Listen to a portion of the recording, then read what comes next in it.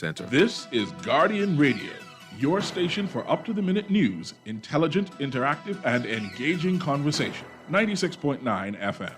The views and opinions of the hosts and guests are their own and do not necessarily reflect the position of the management and staff of Guardian Network. You're now in the Essential Zone, where we seek to be informative, inspirational, enlightening, and dynamic. But more importantly, we seek to be fair and balanced. There comes a time when the game tolerates no spectators, only players. There comes a time when we must recognize that our individual aspirations shape our collective destiny. There comes a time when getting in the game, despite the risks, despite the challenges, regardless of the cost, is simply the right thing to do. There comes a time when we must find our hearts, find our soul, and pursue our purpose for the greater good of all, for country, for humanity. There comes a time when we must manifest our true greatness. Yes, there comes a time, and that time is now. So let's get down to the essentials. The essentials. Serious radio for serious people committed to advancing the national conversation.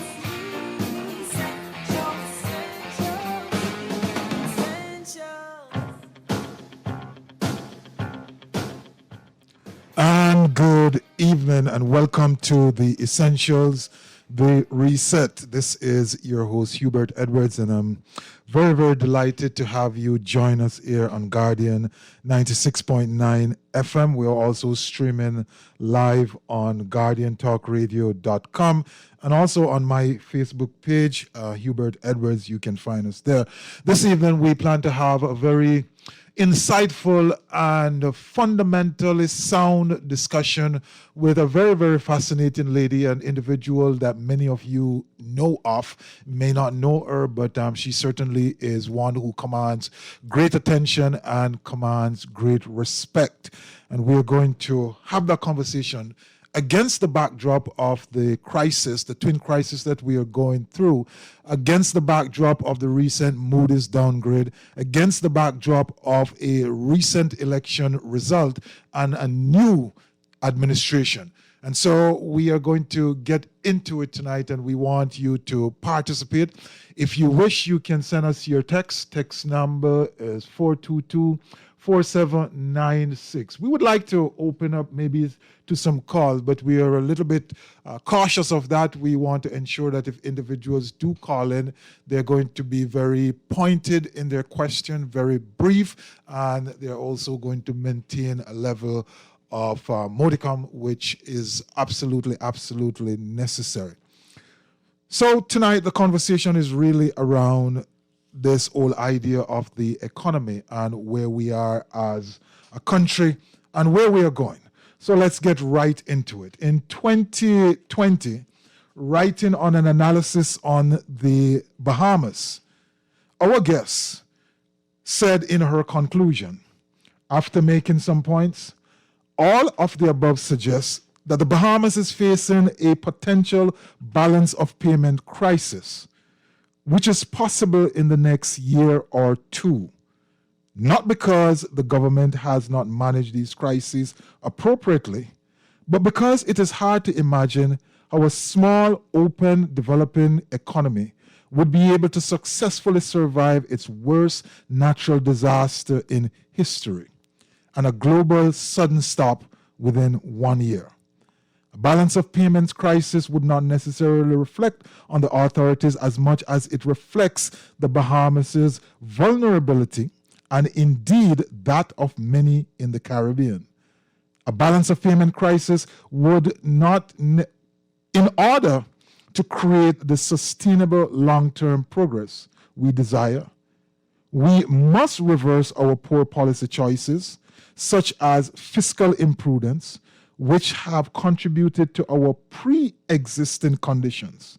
This pandemic, like every crisis, presents us with a precious opportunity to take a long, hard look at our current policy approach and fearlessly adopt a transformative path towards the future we deserve. And with those words, I want to welcome to the Essential Miss Marla Dukharan, economist and leading advisor on the Caribbean. She carries this tag known for thorough analysis and database assessment and insight. Marla Dukharan, welcome to the Essentials. Thank you so much, Hubert, and thanks so much for that warm welcome. I love your intro with Rocky's theme. Just love it. Thank you. Yes. Pleasure to be here. It's a pleasure. This has been a long time coming. This is a conversation I've been looking forward to having. And so we are going to talk about the Bahamas primarily, but any discussion about any country within the Caribbean without setting a regional context is certainly not going to be useful at all. And so we must start where we must start.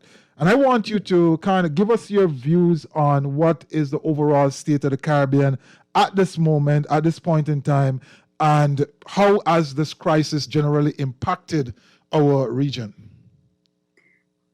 Well, the first thing I would say is that, the Caribbean is one big space, but there's so much variation in terms of how the economies are performing across this region. You have countries like Suriname that has just declared default last year and is going through its own balance of payments crisis and negotiating with the IMF.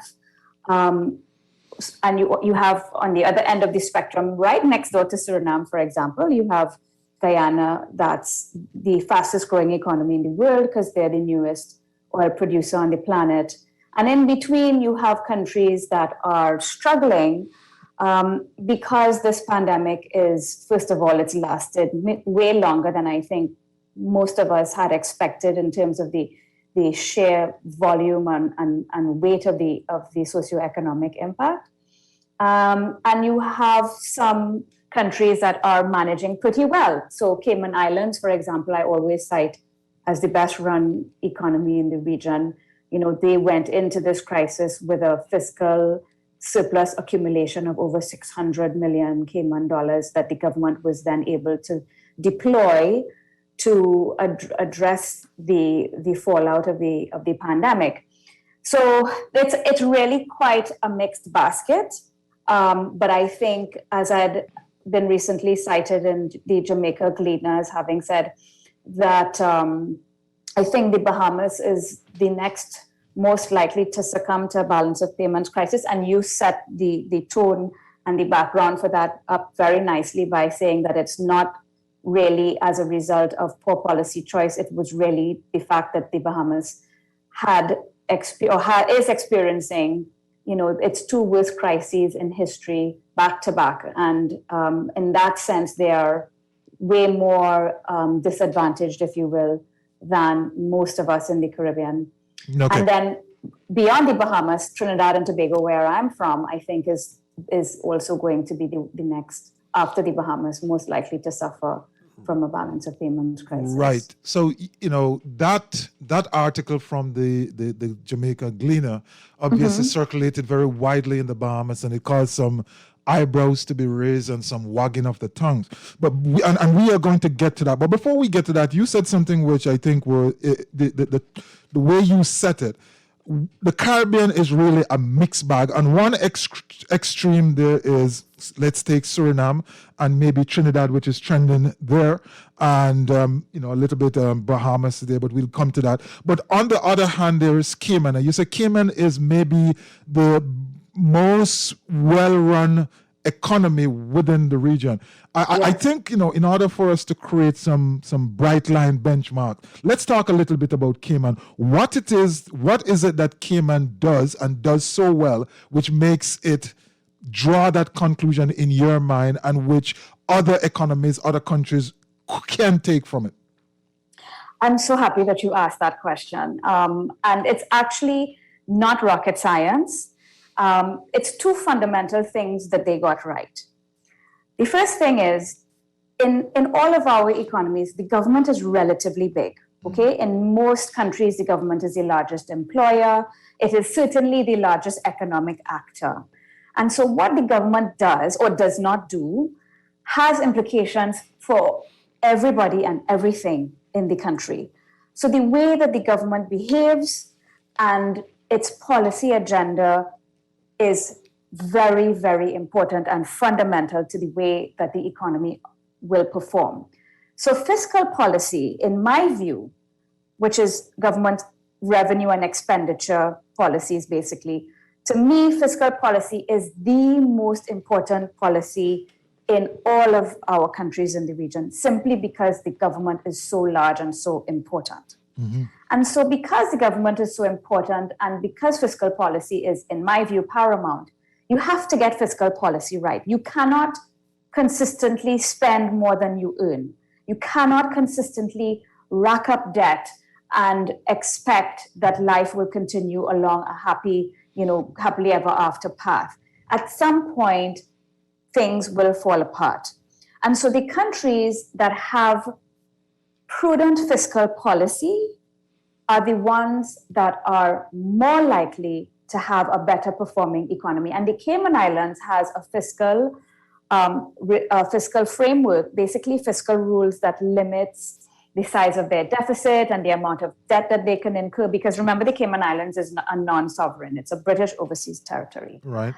Jamaica also implemented a fiscal framework, and so did the Bahamas. And I did congratulate in one of my reports that I wrote, I did congratulate the then government of the Bahamas, the ones just recently voted out. The F&M administration. Right, thank you. For implementing this fiscal framework in the absence of an IMF program, because most countries really do it under an IMF fund-supported program.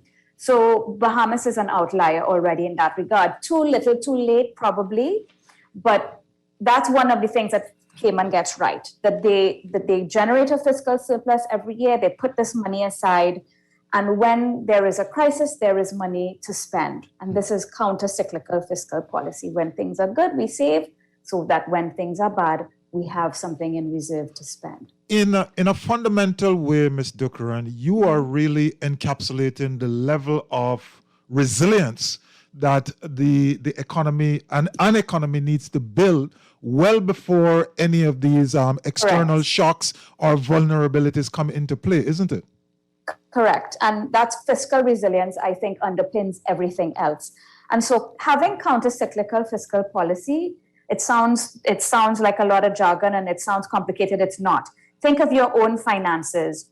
When you are earning a higher level of revenue or income than normal, instead of spending it all, we should save some, so that when that income level, or if that income level falls, we have something that we can dip into to maintain a standard of living. Not so? That's not rocket science, right? No, that makes sense. Exactly. So that's the first thing that Cayman gets right. The second thing that they get right is that they have an ease of doing business that, even though they've never been on the World Bank's index because they are not sovereign, they have an ease of doing business and a private sector-led growth and job creation strategy that works. In the Caribbean, we have these historical, I would say, sensitivities to private sector growth and private sector activity. There is sometimes even suspicion on the part of the government and labor, for example, of the private sector and vice versa. The thing is, the government cannot consistently generate growth and jobs. Only the private sector can, because the government really only creates jobs by taxing us. And unless we're willing to be taxed and overtaxed, then that's not a sustainable model, is it?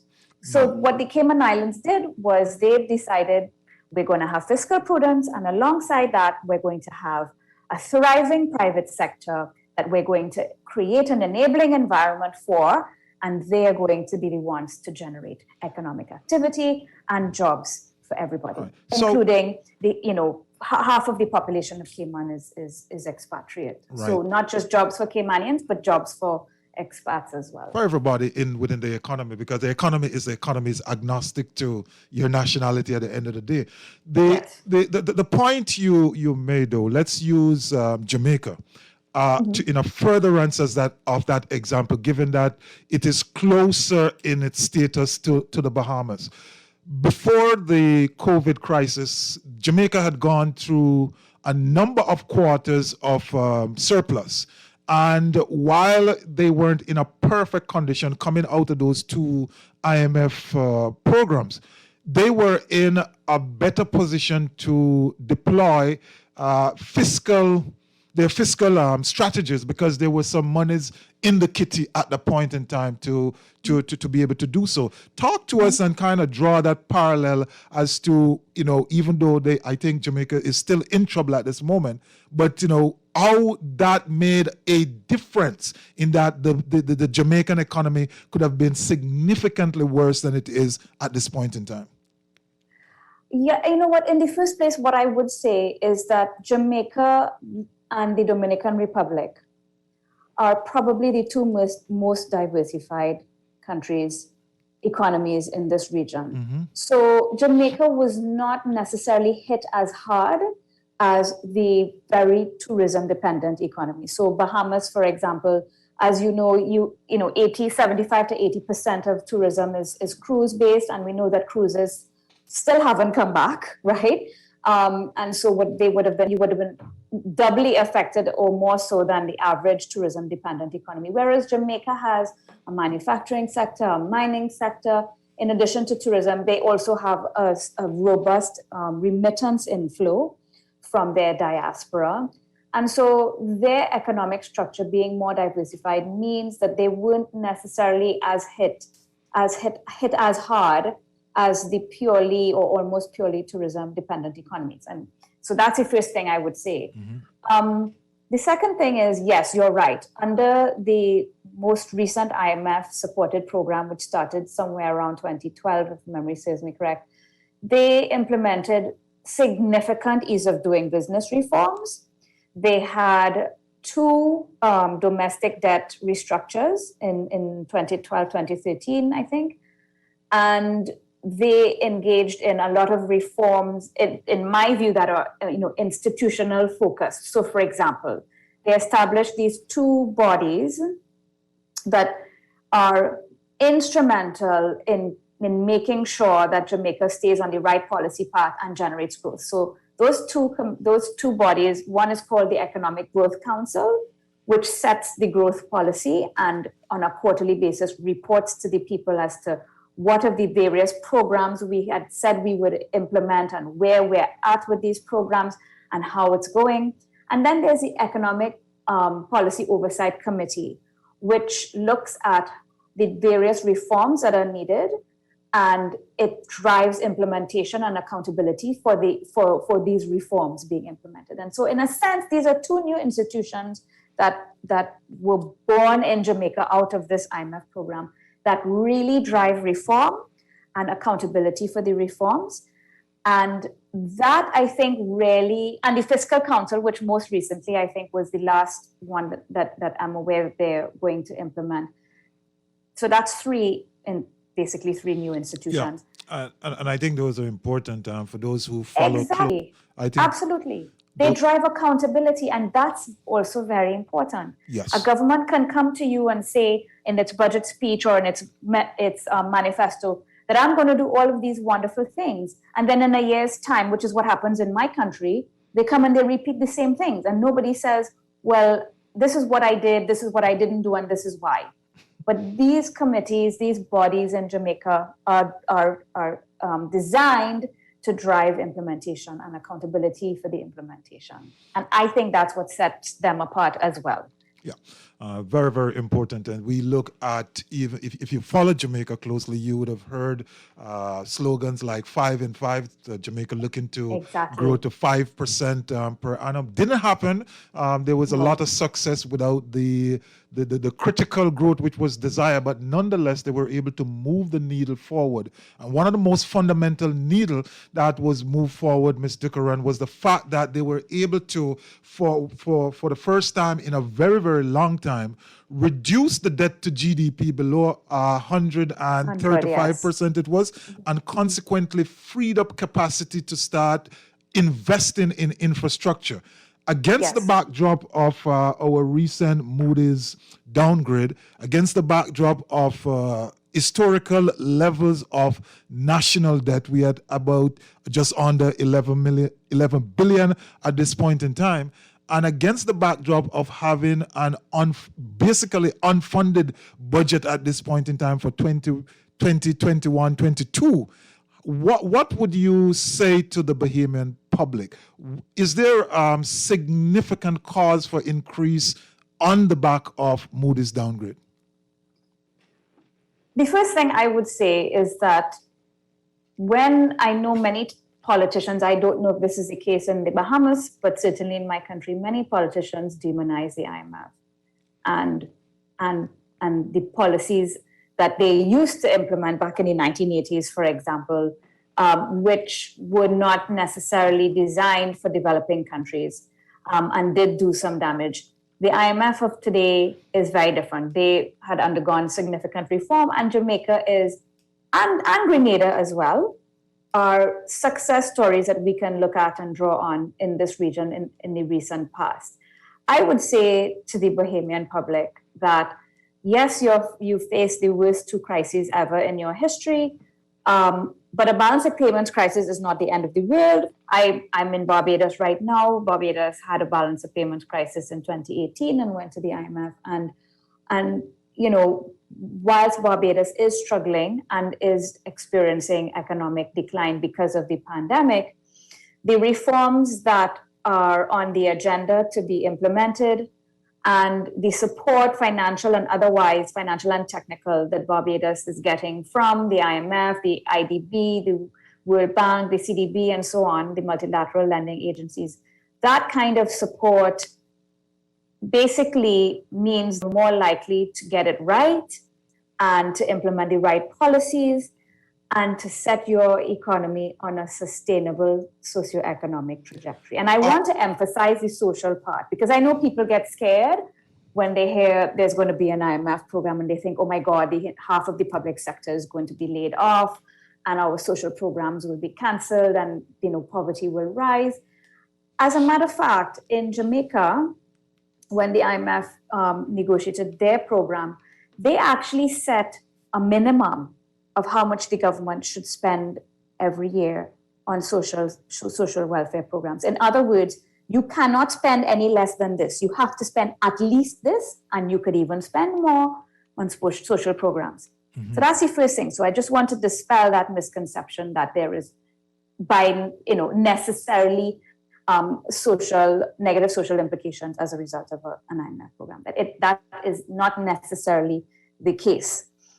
The second thing I want to draw your attention to is the fact that in 2019, Jamaica experienced and recorded its lowest poverty level ever, and just when they were exiting the IMF program. So it means that the reform agenda from 2012 to 2019, in conjunction with the IMF, actually helped them to alleviate poverty and reduce poverty.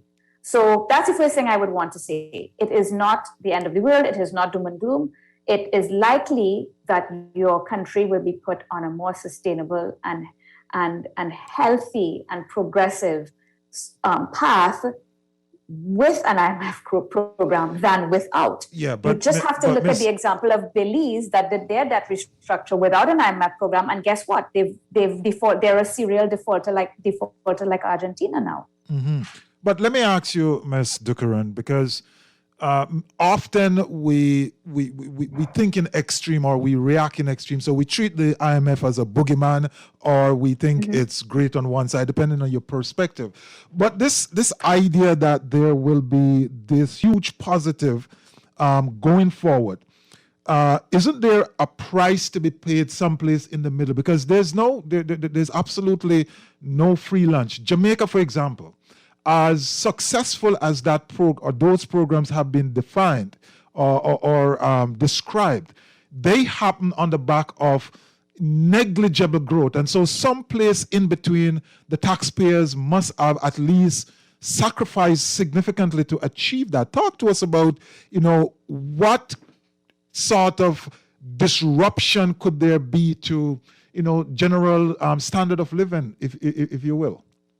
So, Hubert, I think that that's an important point you make. There will be negative implications because any reform agenda, any transformation, any socioeconomic transformation is likely to have like anything in life, there are positive as well as there are negative implications.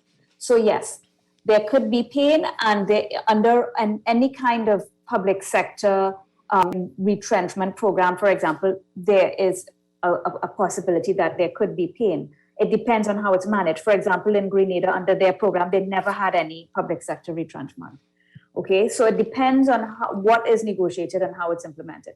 But yes, you're right. There is, under these reforms, you can have some disruption. So some of the kinds of disruptions that could come with an IMF program is, for example, in the case of Jamaica, they allow they reform their foreign exchange regime to allow for movement of the Jamaican dollar both ways, and they did other reforms to the exchange rate regime that meant that the Jamaican dollar was, it did actually lose value over a period of time. Mm-hmm. Now it moves both ways, but it did actually lose value for a period of time. So that's a possibility.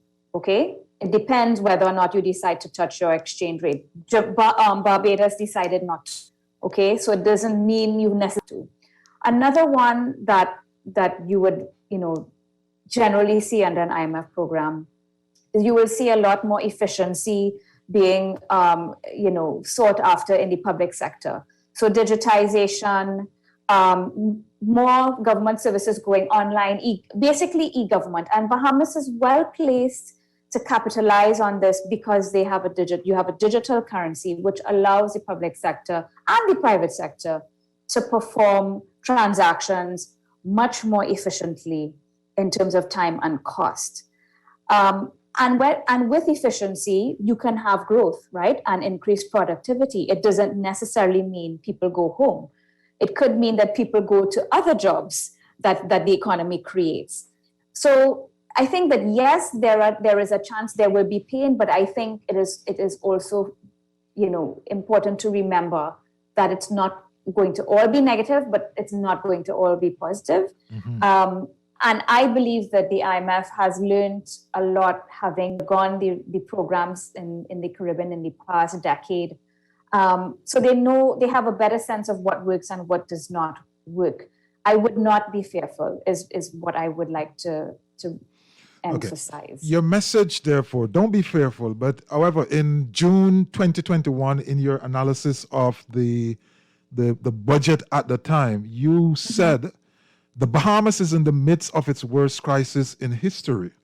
The data, unfortunately, suggests that the current situation is still unsustainable from a fiscal and external standpoint. As such, an orderly debt reprofiling exercise is preferable versus a disorderly debt restructure balance of payment crisis. The issue which is driving all of this discussion at this point in time is where the Bahamas is with its national debt. We have climbed to 10.5, 11 billion, depending on how you count it, whether you put in contingent liabilities or not at any point in time. How do Bahamas look forward to tomorrow without the possibility of entering into an IMF program? Well, I mean, it's possible to do it. Like I said, Belize has done it. They've attempted to do their debt restructure without an IMF fund-supported program. Suriname did at one point up until very recently. They tried to not to restructure, but to implement. But both of them have been largely unsuccessful. Exactly. Because in the first place, if you couldn't implement reforms in the past to set your country on the right path, why would you be able to do it now? What makes the difference? You have the same politicians, the same public sector. What makes the difference? What if I say to you, Ms. Dukharan, as I know many persons will say, we just had an election and we now have new politicians, new party running it. What would be your response? But haven't we had this party before? New personnel. Okay. Fair point. And, who knows? Let's give them a chance, right? Maybe they will be able to get it right. But the other thing is that when you've had downgrades the way Bahamas has had, and you're no longer investment grade, there's a lot to be said for credibility and basically investors having faith in you. Because when the government, as you said, they have an unfunded budget that they need to raise money for.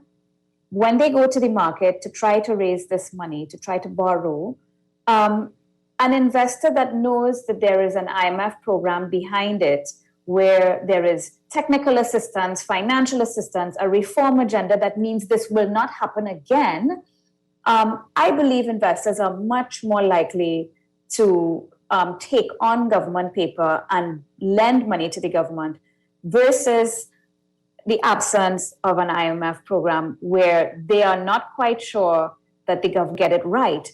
And if the government does not get it right, the government of the day does not get it right in terms of a reform agenda, it means that at some point you will actually default and you will have to go to the IMF, whether you do it as a proactive strategy and you do an orderly restructure and you implement reforms, or you wait until you have not a cent left. There's a big difference between what that looks like, those two options, right. Okay? And we don't want to wait until there's absolutely nothing left. Okay. So I would say to you that there is a lot more credibility and transparency as well when there is a fund-supported program versus when they go it alone. And that's just been the evidence from around the region. Okay. And so we are having this conversation with Marla Dukharan, Caribbean economist and advisor. And we're hearing about the pros and the cons, the ins and outs. We are putting things in context within the region. We are at least offering examples from Suriname all the way up to Guyana, which I think now is growing expected to grow at about 40% per year. And before that, it was as much as 80%, I think. So yes. We are going to run the full gamut. We are hearing that Cayman, and this I know will cause us to stand up and think, because we often make the comparison of the Bahamas with the Cayman, given the similarity, especially in the financial services industry. And so we are, we want to get into the ins and outs. We want to, at the end of the day, when we finish this, ladies and gentlemen, we want to have a better understanding of where we stand and the options available to the government, to this new administration especially. So you're listening to the Essentials, the Reset. We're going to take a break here, and when we come back, we're going to talk a little bit about debt and the impact, and debt to GDP and benchmark, 30%, 60%, 100%. What does those things mean for the capacity and the ability for a country to grow? Don't move, come right back.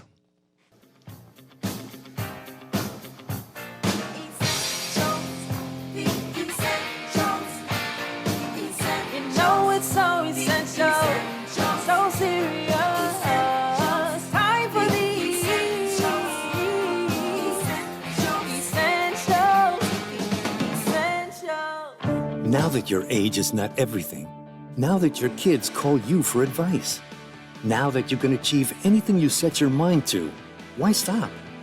Nourish your strength and energy with Ensure. Ensure provides protein, antioxidants, key vitamins and minerals to support your immune system. Now that it's your moment to enjoy your vitality, why stop? Your life, your health, your Ensure. The new Guardian Radio app is here. Listen live to all our Guardian Radio shows and live video stream select programs in our studio. Get information about Guardian Radio shows and our hosts. Send messages including text, email, and all from our amazing new Guardian Radio app. Download it free today in your App Store for your Apple device or Play Store for your Android device. The all-new and improved Guardian Radio app. For the best jerk in the Bahamas, you must have Baloo's. Pork, fish, and chicken served with our delicious country-style sauce and authentic festivals. Baloo's, Nassau East South. Call or WhatsApp 376-8951. Baloo's, the jerk with the soul of reggae and the spirit of Junkanoo. Baloo's jerk, traditional, slow-cooked to perfection. 376-8951. Get yours today. This is Guardian Radio 96.9 FM. Fresh news, smart talk, all day.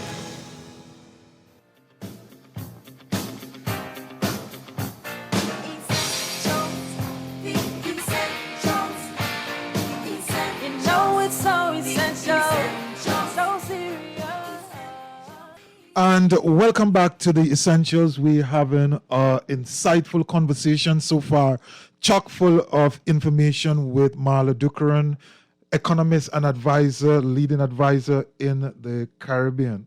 Again, if you want to ask questions, if you want to get in some, then certainly use our text line. I will read those questions out to Ms. Dukharan at the appropriate time, and we get responses, 422-4796. So, Ms. Dukharan, we have a national debt of $10.5 billion. And as at the current budget, before the downgrade by Moodys, we had budgeted $512 million for interest payment, which represent the highest level of debt service in the history of the country, representing some 18% of budgeted expenditure. I want you to kind of unwrap all of that in context of benchmark. We usually say debt to GDP should remain someplace below 60%. Talk to us about how that is important, why that is important, and how we should be viewing the increasing need for debt financing and what that has on the productive capacity of the country. We talk about that. I just want to give a little bit of an explanation as to why, because I guess a lot of people don't understand why this is important, and there are those who believe that you should just borrow and then get forgiveness and continue to borrow. The thing about it is there are only two major ways in which a country like ours in the region, small open economies, there are only two things that really drive growth: investment and exports.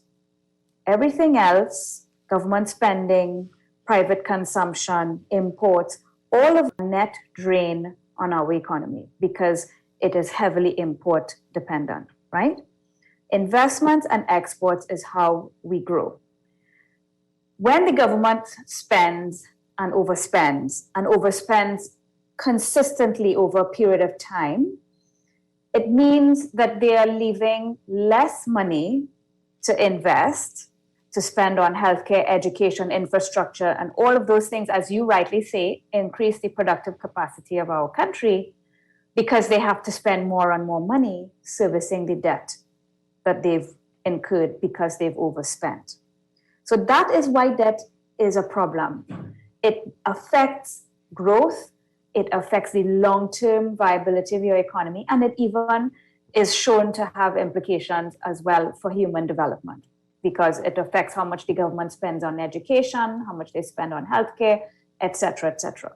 So this is why we have to focus on this issue. Now, there is a curve, there is a positive relationship between borrowing and growth. Mm-hmm. When debt is sort of below 30% of GDP in general, there is a positive relationship between when the government borrows and the growth of the economy, because presumably the government borrows and uses this money to invest in infrastructure and other investments. However, that positive impact diminishes over time until you get to about 55 or 56% debt to GDP on average. And then that relationship between debt, each additional dollar of debt and growth becomes negative.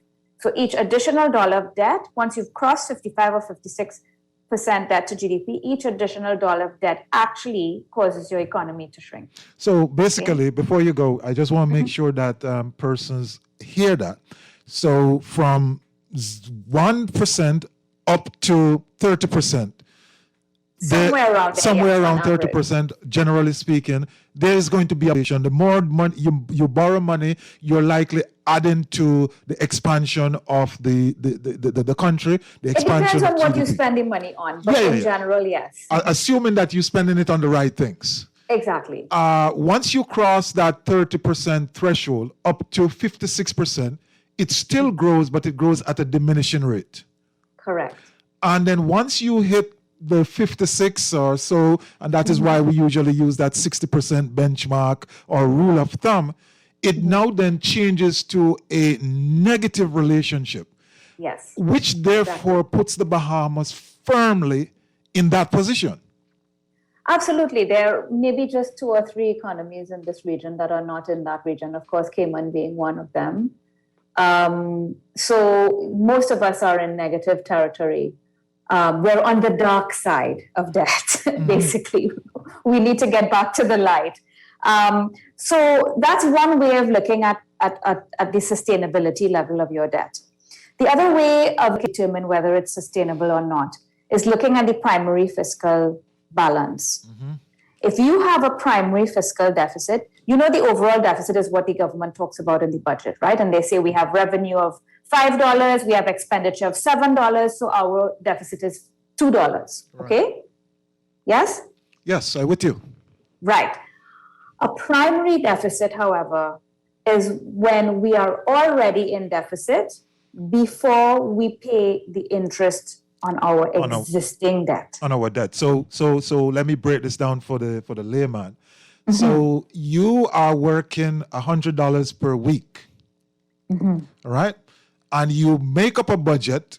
Of course, you owe the bank $5,000, and before you make allowance for the interest you're supposed to pay on that $5,000, you already run out of money. Exactly. You're in a deficit. So you are displaying a primary deficit. A primary deficit. And when you know that you are in unsustainable debt territory, regardless of what your debt to GDP is. It means your debt is already unsustainable because you are borrowing to pay interest on loans that you already took. Right. And the Bahamas in its 2021-22 budget, I think, had a primary deficit of somewhere around $30+ million. I can't remember the exact figure, but there is a primary deficit in this current budget. Yeah, I am seeing here in my data for 2020 to 2021, 930 million is the primary deficit. And 2021 to 2022 fiscal year, 439 is what is projected. I stand corrected. So that definitely puts us in a place of bother. Every single thing that we borrow from here on in, we will have to borrow to pay the interest and also borrow to deal with any level of refinancing or rescheduling. Correct. Exactly. Now, Ms. Dukharan, we have a new administration, and there's always the possibility, as we have explored earlier, that with a new administration, and if especially there significantly new personnel, you could have a new way of thinking and you could have a different outlook. But as election goes, the party usually makes certain promises. In this instance, the Bahamas is now under the leadership of the Progressive Liberal Party.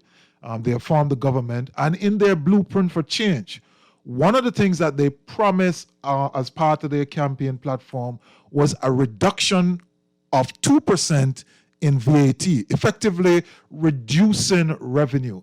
How do you see this in light of the stock of debt that we have, a primary deficit, and the most recent downgrade from Moodys? Is this a wise move? Well, I think that what motivated that type of an announcement, apart from the political motivation, might be that they know that Bahamians are suffering, okay, because of this twin crisis that you're facing, and perhaps they see it as a way of putting money back into the hands of the average Bahamian. The thing about it is that kind of policy in and of itself, all other things remaining the same, will cause a reduction in revenue. However, unless they announced some revenue measure or measures, for example, I know that a corporation tax has been discussed, and we know even globally there is a discussion underway about implementing minimum corporate income tax. Yes. Perhaps that's the trade-off that they had calculated. I am not sure. Well, you brought up a very important point and a very sensitive point for the Bahamas. I think right after the IMF, corporation tax or income tax is the next boogeyman. The next scariest thing for the Bahamas. So the moment you mention corporation tax or income tax, there is going to be a significant blowback. But the larger point you're making is if the tax treatment is revenue negative, then as a policy position, it's going to be challenging. Absolutely, because it then makes the deficit bigger, and it means that the government has to borrow more. So, it's from a policy perspective, unless there are mitigants, and maybe the corporation tax is one of them, I'm not sure, it does not sound like a wise move. The other thing is that, and I want to highlight this, that the VAT in the Bahamas is actually the most efficient VAT in the region in terms of the way that it's administered. And so, it's well designed, it's administered well, and it's efficient. And so I would look to that tax to actually help me to raise revenue and not the opposite. So I just on the surface, I don't know that I agree with this policy of reducing the VAT, unless there is some mitigant that I'm not aware of. On the flip side, the government also needs to be cognizant of the size of this deficit and the rollover risk. So, there's one thing to go out there and borrow new money, and they've been borrowing money a lot from the multinationals. So the World Bank, I think 100 million, the IDB, and so on. And this is to borrow because you usually get cheaper rates than if you have to borrow commercially by issuing a bond on the market. And you usually have better repayment terms, okay? But there is also rollover risk in the sense that there is existing government paper out there, right? Bonds and T-bills and so on, that when they mature, tend to be rolled over, meaning you don't pay off those who hold the bonds. You tend to just roll it into a new instrument. With the downgrade and with the understanding of the crisis that is enveloping here, I think that there is a greater chance that, which is what happened in Barbados, that you will have more and more investors saying, I do not want to roll over. I actually want my money back. And so in addition to having to borrow and finance this existing deficit that we all can see in the budget, there is this, and we talked about it, this rollover risk, this risk that the debt that is already on the books, when it matures, some investors may say, I actually want my money back because I think the risk of holding this is just too much for me.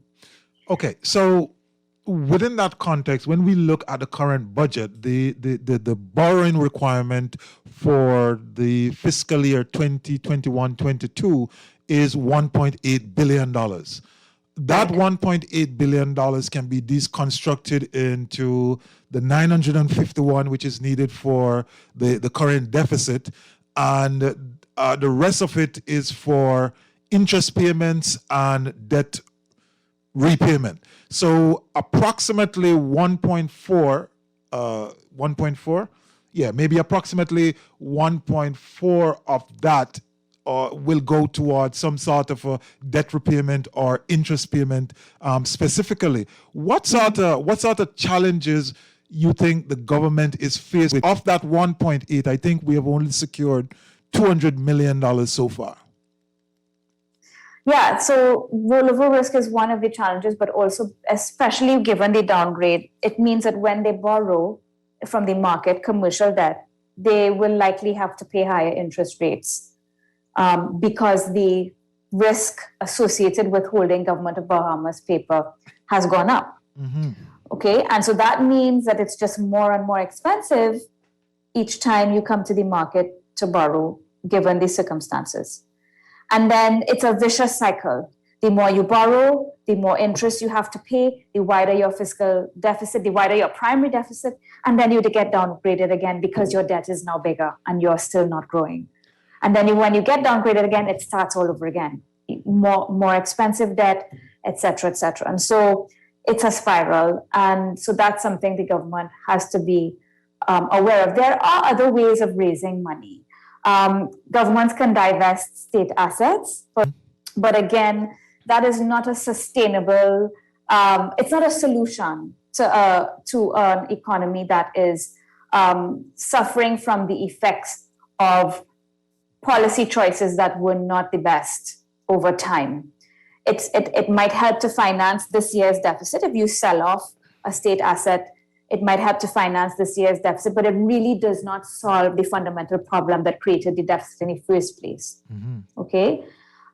So there are ways that they can, and of course they can implement taxes to raise revenue. Right, and there's always that possibility. In some instances, the scariest possibility.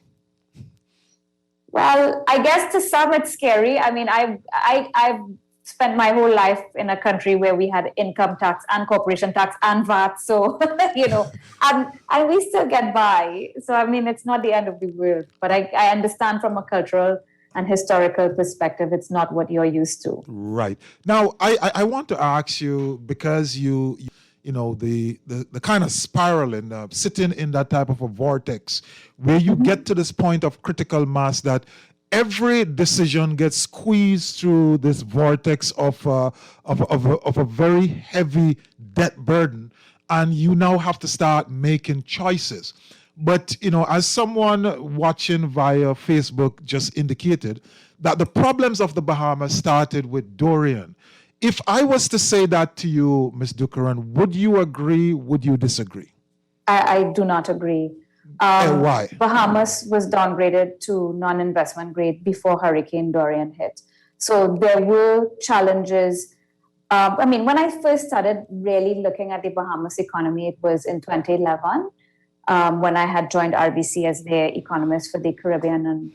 And it was clear to me back then in 2011 that there were problems. Not unlike many countries in the Caribbean. I'm not singling you out, okay? But it was clear to me that there were problems. And in the downgrade, I think, was it in 2015 or 16, where S&P downgraded down to non-investment grade. And so, to say that the problem began with Dorian is not a fair statement. Okay, so there was fiscal imprudence that led us to a heavily indebted situation, primary fiscal deficits, and an unsustainable debt level that led us to non-investment grade or junk, as people say. And then you had Dorian, and then you had the pandemic. So these two crises made things impossible from my perspective, yes. But they are not the cause of the problem. Isn't it just more than a little bit, well, let me put it this way. Isn't it important for us to actually fess up to the position that there were and still remain significant structural weaknesses in the economic arrangement of the Bahamas in order for us to go about making the fundamental fix, which is going to secure the resilience that we need, even as we try to grapple with this particular crisis? Absolutely. The only way you can fix your problems is by, first of all, identifying what they are. I think that an overdependence on tourism is a challenge for not just the Bahamas, but for many other countries in the Caribbean. In your case, in the Bahamas, it's particularly difficult at this time because of how heavily dependent you are on cruise tourism, particularly the East Coast US, which, cruise tourism, I think, is not going to come back for a while, and certainly not the way it used to be. Because we know now that cruises were a vector to spread this virus. And so we know they were cutting corners as it relates to sanitation and so on. So I think that's one of the problems, this overdependence on tourism. The other thing is this is a problem in most Caribbean countries. As we discussed earlier, you need to put something aside so that when things turn south, we have something to rely on. And I'll give you an example. In Trinidad and Tobago, we have the region's only well-established sovereign wealth fund. We call it the Heritage and Stabilization Fund. Mm-hmm. Right now, it's got about $6 billion in it. Successive governments in my country have only ever deposited $2.6 billion into this fund. But the fund manager over the years has been able to earn multiples times that, like probably about $7 or $8 billion over the years, based on the 2.6 that was invested. Mm-hmm. And so the government is able to draw down on this fund to finance a proportion of its fiscal deficit every year, based on the legislative amendment that they passed. So my point to you is that don't think that $100 million that I can save, that $100 million can grow into $1 billion, and become something substantial. I think it's important for every country to have some sort of a fiscal buffer that they contribute to every year, that's there, growing, and can be accessed when fiscal revenues collapse. And that is certainly, I think, an important aspect. Both of the major political parties, and I think all parties that were running, but certainly the one that won, have committed to the establishment of a sovereign wealth fund. There is legislation in the Bahamas that speaks to that, but that needs some level of overhauling. And as a result of that, I think it's a step in the right direction. In the case of Trinidad, that has natural gas deposits and stuff, what constitute the asset that is in the currently in your national sovereign wealth fund? The fund manager chooses various instruments to invest in. They're usually bonds, but some I do not know the current composition. But depending on what your investment objective is, they put it in instruments that will be relevant and appropriate based on your objective. Okay. Not local government paper. They invest in foreign U.S. treasuries and other global investments. Definitely. Now, Ms. Dukharan, you mentioned at the beginning, you touched on something at the beginning when you were referring to Jamaica, and that is the floatability or additional flexibility of its currency as it went through those IMF program. As you well recognize, like Barbados, the Bahamas have a fixed peg. And that peg is significantly reliant or dependent on reserves. The Bahamas is experiencing maybe a little bit of a phenomena, and you would have alluded to this in your December 2020 paper. Ever-increasing incursion in this idea of borrowed reserve, usable and non-usable reserve. Can you help us to understand these terms such that the public has a better appreciation of the dynamics at work when we talk about external reserves, the reserves of the Bahamas, and how that may impact ultimately the peg arrangement in place? Okay, so the reserves of foreign currency held by the central bank are basically the reserves, the sum of money that is used to defend this exchange rate, this one-to-one between the Bahamian dollar and the US dollar.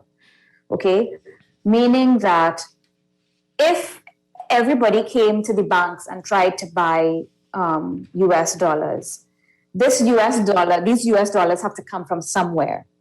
And the central bank holds a stock of reserves that they can defend the currency with. In other words, sell to the market if they need to demand for US dollars relative to Bahamian dollars. If a central bank finds itself in a position where they do not have sufficient reserves to defend their currency, they end up not selling, which has happened in my country. Not that they didn't have enough, but by policy choice, they do not inject enough into the market to satisfy the demand for foreign currency. And what that leads to is, in the case of my country, you end up with a black market for foreign currency. Okay, so the value of the Trinidad and Tobago dollar officially is $6.8 Trinidad dollars to $1, but on the black market, it's anywhere around $7.50, $8 Trinidad dollars to $1. So this is why it's important for the central bank to hold the stockpile of foreign currency to defend the exchange rate with its local currency. And in general, the level of reserves you want to hold, there are two measures that we look at.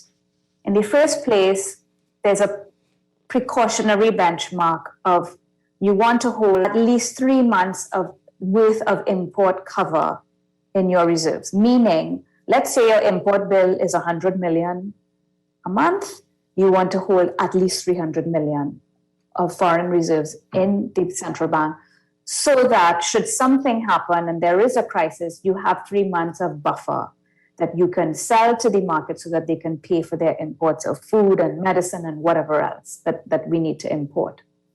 The other benchmark we look at with respect to how much reserves do we need to have, if your exchange rate is 1-to-1 and you have, let's say, 100 million Bahamian dollars in circulation in terms of your money supply, you want to have 100 million US dollars sitting in the central bank to back this these Bahamian dollars you have in circulation in the local money supply. So that's the other benchmark we look at. There are instances where you have countries that continue to print and print. This happened in Barbados in the run-up to 2018 default, where the central bank pretty much doubled the money supply in a time frame of about 4 years leading up to 2018. And that ratio between the stock of reserves and the money supply, the domestic money supply, instead of being 2-to-1, which is the exchange rate here in Barbados, it got to something like 12-to-1 at one point in time, if not more. So that's the other thing we look at. We try to make sure that we have reserves to match the exchange rate and the level of the money supply domestically. Right. So the thing about borrowing, which is what the Bahamian government before was doing to increase the level of reserves, when you borrow in US dollars, you have to repay more and in US dollars, okay? So when you borrow 5 US, you don't pay back 5. You pay back, let's just say 7. So it means that your country has to earn an exchange. The more foreign debt you accumulate, you have to earn more and more foreign exchange to service this debt. So it places an additional burden on you. It's a burden to repay, but it's also a burden to repay in that currency, okay? It doesn't matter how much you earn as revenue in Bahamian dollars and VAT and so on. You have to earn this money in hard currency, in US dollars. So borrowing to prop up your reserves is not a sustainable solution. Your country should be able to earn enough foreign currency from its exports and in its investments and so on to finance its import bill. And one of the ways in which we experience a net outflow of this foreign currency, as we had experienced in Bahamas, in the last, and most countries in the region, is the fact that the government spends more than they earn. And by spending more than they earn, what they're doing is they're driving higher imports, because we import 80% or so of what we consume, no? Mm-hmm. So the more the government spends and the more they overspend, the more they drive the outflow, the net outflow of foreign currency and the reduction in the level of reserves. Yeah, so, it's something really for us to pay attention to. We are going to take ourselves a break here. I see there's a caller. I'll call before I go to the break. Caller, welcome to the Essentials. Go ahead, caller, you're on the Essentials. A godly day to just talking away along with you and your guest. Yeah. Go ahead, you have a question? Yes, I have a question. Go ahead. My question is, in order for the main bank, the central bank, to go to avoid them to going into the black market, can they just buy some American currency? And if it's possible, wouldn't it be cheaper than borrowing? And what percentage we would have to spend on a dollar if we were to buy the American currency? When you say buy the American currency, you mean to dollarize the economy? Right, yes. Okay, thank you. Did you hear that, Ms. Dukharan? Yes, if what he means is why don't we just adopt the US dollar as our official currency? Is that his question, to dollarize? Yeah, pretty much. So there are two things you have to do to dollarize. An intensive IMF program, because it means this is a huge transformation, right? And it takes years to effect this kind of change. So that's the first thing. Immediately, you need to go to the IMF for help to do this. The second thing is you need to apply to the Fed for permission. And the Fed may or may not agree to give you permission. And if they do, you have to pay them because you are basically compensating them for the currency that they're giving to you, for the use of that currency. Right. Okay. And the third thing is when you are dollarized, you are basically sacrificing all of your monetary policy. You're volunteering to wipe monetary policy pretty much off of your policy toolkit, because all your monetary policy is then going to be set by the Fed. So, for example, when the Fed decides to increase interest rates, as they've just signaled they will do, it means interest rates in your country are going to go up because you don't have control over interest rates on US dollars. That's in the control of the Fed. Yeah. So it sounds nice and it sounds easy, but it's not. Yeah. And you do have some countries that have done this. In the Caribbean back in 2010, when some of the Dutch jurisdictions got status aparte from the Kingdom of the Netherlands. So when Curaçao and Saint Martin decided that they wanted status aparte, Bonaire, Saba, and Saint Eustatius decided that they didn't want to do that. They wanted to dollarize, and so they converted to using the US dollar as their official currency. Yeah. So I think that's the most recent example in this region. Okay, thanks you. As an extension, there's a quick question I want to ask you. It therefore means that as long as the economy isn't dollarized, the local authorities have control over its own monetary policy, as would be the case with the Bahamas. The Bahamas does have control over its monetary policy. The other instance in this region where you do not have control directly over it is when you're part of a currency union. So, for example, the Eastern Caribbean Currency Union that uses the EC dollar. Yes. And then you have the monetary union between Curaçao and Saint Martin. They use the same currency. Great. And so each individual country alone cannot set monetary policy. They have to come together to agree. We have another it's caller. Like the EU, yeah. Yeah, we have another caller on the line. Caller, you have a quick question? You have a question? Go ahead. Yes, good night, Mr. Hubert Edwards, Berenice Johnson, the original, and your guest is a Barbadian, you say? She is from Trinidad. I'm from Trinidad. And she lives in Trinidad. Good night to you, dear. Yeah. My question, and not question, but no, we're only doing questions. You have a question, ask your question. Okay, but my question will be, how is it that the British territory of Turks and Caicos Island, that is not who has severed ties with the Bahamas, is enjoying the privileges of the United States of America currency, where we, as the American protectorate, the Bahamas is the protectorate, is not doing so? We would like, we have the solution for that, but how? Okay. Thank you for your question. I'm not sure you got that right. The Bahamas is not a protectorate of the United States, but go ahead, Ms. Dukharan. If you can. I think you answered it right there. It's not a protectorate, but why? No. Why would you have your own currency? Because it gives you policy tools with which you can manage your economy. You can manage your money supply, you can manage your interest rates, etc. And that gives you ways that you can move the needle in your economy as you need to. If you adopt somebody else's currency, then you're basically adopting their monetary policy as the case is. Thank you. Thank you so much. For very, very selfish reasons. Very, very selfish reasons. Hubert, I actually have to run. Yes.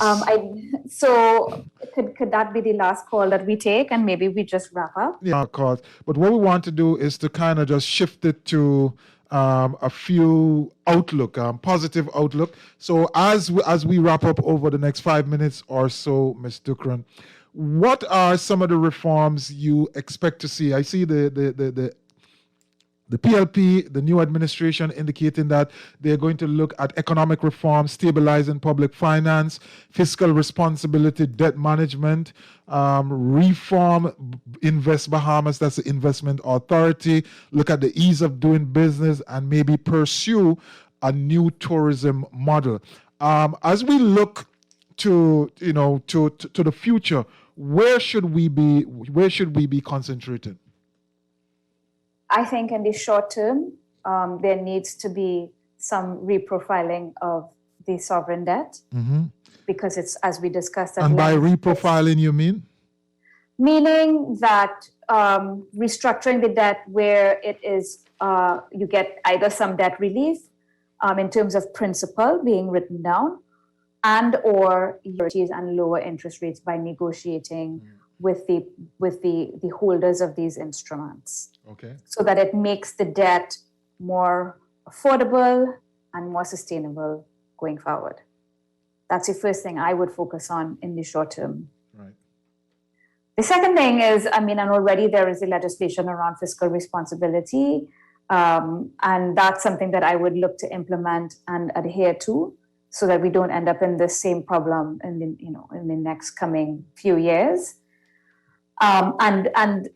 As part of that, building that buffer that we spoke about, whether in the form of a sovereign wealth fund or just saving, putting aside this money. The other thing, yes, they talk about the ease of doing business, and I think that's very important. Those are important reforms. I think that, Bahamas and Barbados being the only countries in the region that have foreign exchange controls, I actually think that foreign exchange controls are a major deterrent and disincentive to foreign investment. And I would really look at this policy. And I know that the authorities, the previous government, had rolled back some of these restrictions and liberalized a little bit, where people, for example, you can hold domestic accounts in US dollars. Those kinds of reforms to liberalize the foreign exchange market, I think, will serve Bahamas well in the longer term, once you have these fiscal and ease of doing business reforms intact. And so those are the things that I would focus on. I think, we have to, unfortunately, you have to leave us with a couple of minutes to go, but I think you gave us a significant work through as to what the issues are and where we stand. So basically, when we heard where you were cited in the Gleaner, it's not all doom and gloom. While you're saying that the Bahamas is potentially faced with some challenges, there are obviously some things that can be done, should be done, must be done if we want to avoid having that dance with the IMF. And so finally, as we close, Ms. Dukharan, in 2019, the Oxford Economics did a review which was commissioned by the Chamber of Commerce as it relates to the Bahamas ascending to WTO. And one of the things that they conclude was this, I read it. What is also clear from our study is that WTO ascension alone will not be a panacea for the current problems facing the Bahamian economy. In order to achieve a sustainable acceleration of growth, policymakers need to embark on a more ambitious and broad-based reform agenda to improve the domestic business environment. Would you concur with that sentiment as your final statement out? Absolutely. I would agree with that. Improving the local business and private sector environment is critical. Labor force reforms, customs reforms, And those kinds of things are very important to generate growth and jobs. The other thing is we have a spectacular new head of the WTO. So that's a goal that I think is worthy of pursuing right now, but more now than ever before. Yes, well, that is something which will have to be taken up by this particular administration. Ms. Dukharan, we want to thank you so much for your time. We want to thank you for your expertise. We want to thank you, Grum, and really helping us to better understand, one, where you stand, the context that we are operating in from a Caribbean perspective, and some of the specific issues which are impacting the Bahamas. And I guess persons should walk away with the idea that, yes, we are in a place where we're in a spot of bother, but it's not total doom and gloom. If we were able to walk back and to correct some of the ills or some of the decision, the policy choices that we have made in the past, the future could be bright. Thank you so much. We will continue this conversation at another time, and we are so much indebted for the time you were able to give us today.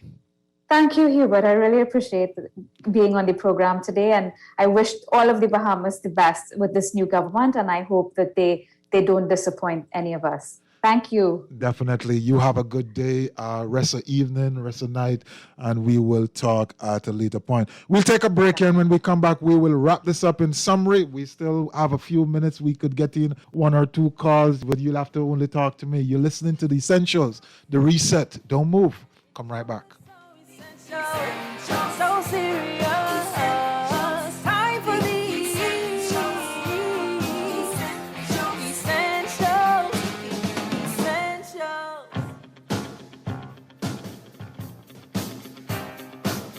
Now that your age is not everything, now that your kids call you for advice, now that you can achieve anything you set your mind to, why stop?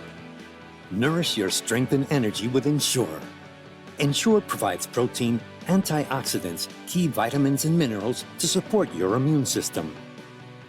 Now that it's your moment to enjoy your vitality, why stop? Your life, your health, your Ensure. The new Guardian Radio app is here. Listen live to all our Guardian Radio shows and live video stream select programs in our studio. Get information about Guardian Radio shows and our hosts. Send messages including text, email, and even call. All from our amazing new Guardian Radio app. Download it free today in your App Store for your Apple device or Play Store for your Android device. The all-new and improved Guardian Radio app. For the best jerk in the Bahamas, you must have balus, pork, fish, and chicken served with our delicious country-style sauce and authentic festivals. Balus, Nassau East South, call or WhatsApp 376-8951. Balus, the jerk with the soul of reggae and the spirit of Junkanoo. Balus jerk, traditional, slow-cooked to perfection. 376-8951. This is Guardian Radio 96.9 FM. Fresh news, smart talk, all day.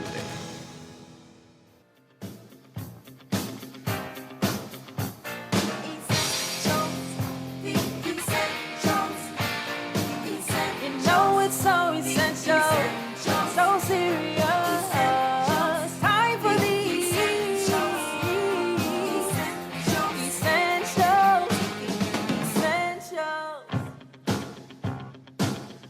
And welcome back. I thought that was a wonderful conversation. I thought that it gave us some good perspective. It also set, importantly, in context the news item that we saw coming out of the Jamaica Gleaner, where she spoke about us making it into the embrace of the IMF. And if nothing else, that was one of the things which we wanted to get out. As I was saying before she indicated to me that she had to run, if for nothing else, I am glad that she cleared up this whole idea of a monetary policy and the Bahamas policy. I have too often heard persons who ought to know better make the argument that we have no monetary policy, and as a result, that excuses us from not doing certain things that we ought to do.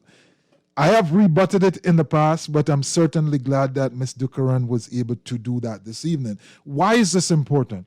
It says that we have, at least in the minds of some individual, we have more power, we have more facility, we have more assets than we actually do use at time. If you have a national currency, you must, by default, have your own monetary policy. It doesn't matter how closely allied to another country, in this instance, the United States. And so as she closed out in terms of solution, we must look at national debt.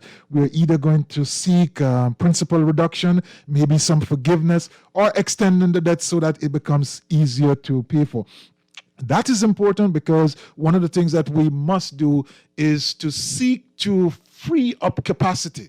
To be paying out 18%, well, that was the number, to be paying out 18% of total expenditure to debt financing, that which is likely to increase as a result of Moodys, is way too significant at this point in time. We have to find ways where we can pump more money into infrastructure and to be able to season the economy for future growth. Fiscal responsibility, we have started on that track. That was a significant thrust under the F&M administration that has to be continued. It has to be enhanced. It has to be made better. And adherence is going to be fundamentally important. She also made a point that we must, as a country, build a buffer.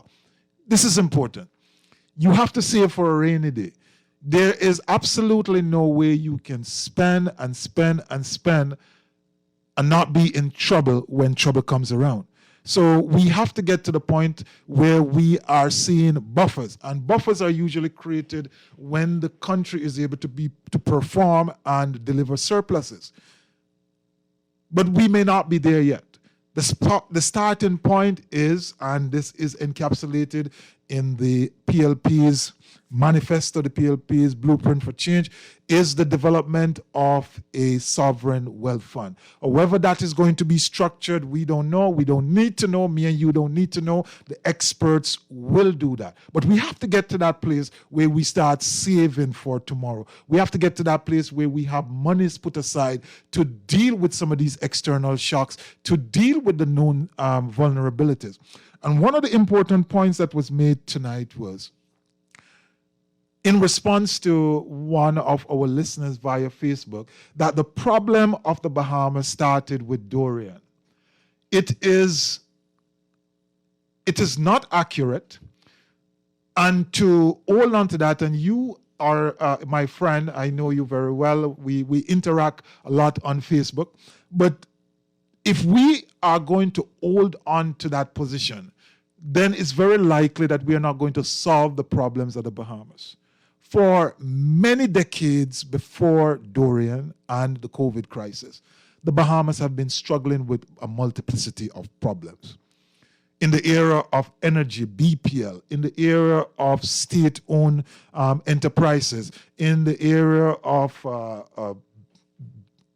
Bahamas Air, in the era of infrastructure and not having infrastructure at the level. We have seen over the last 10 years or so, where on a consistent basis there have been reduction in capital expenditure, largely as a means of managing the wideness, or to restrict the growth of the deficit. Pretty much that's what it is.